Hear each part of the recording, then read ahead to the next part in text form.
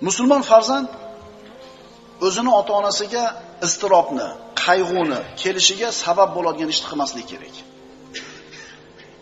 Qarang, ota-ona qarib qolgan paytda, qo'lidan biror bir chora kelmagan, sizga yordam qila olmaydigan paytda ko'chadagi muammolaringizni aytib, uyingizdagi kamchiligingizni aytib, ularni siqishlikdan nima foyda?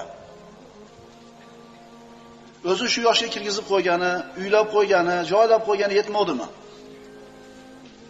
O'g'il bolalar, do'ppimizni bunday yerga qo'yib turib bir o'ylanib ko'raylik. Ko'chadan faqat yaxshi gapimizni olib kelaylik ota-onaning oldiga.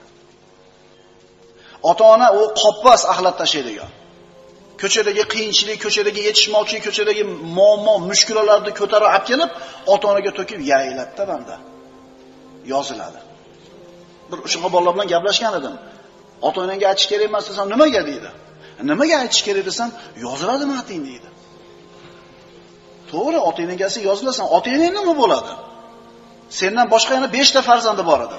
Endi ular ham hammasi kelib turib shu boyagi g'amini, tashvishini tashaversa ota-onaga. Ota-ona nima bo'ladi? Tezroq tugaydi-da. O'shuning uchun kenja farzandlar bormi, ota bilan qolganlar?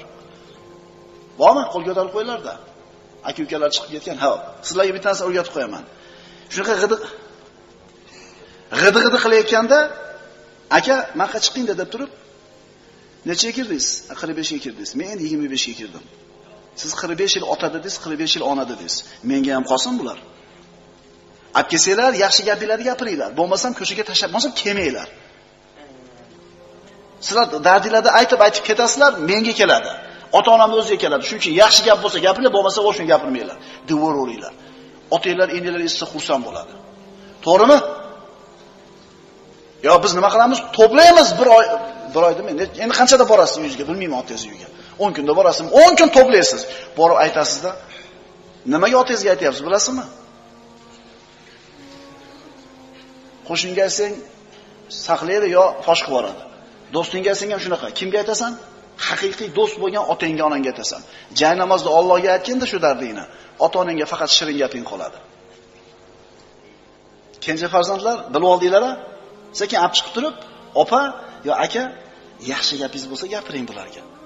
Yetadi bularda hayotda ko'rgan issiq sog'lig'i. Devoravering. Ota-ona faqat duo qilishda keladi qo'lidan. Shu duosini dilini ezmasdan, qalbini ranjitmasdan, chiroyli suratda duosini olib chiqib keting. Kelinglar shu g'amda ota-onaning yelkasidan olib qo'yaylik.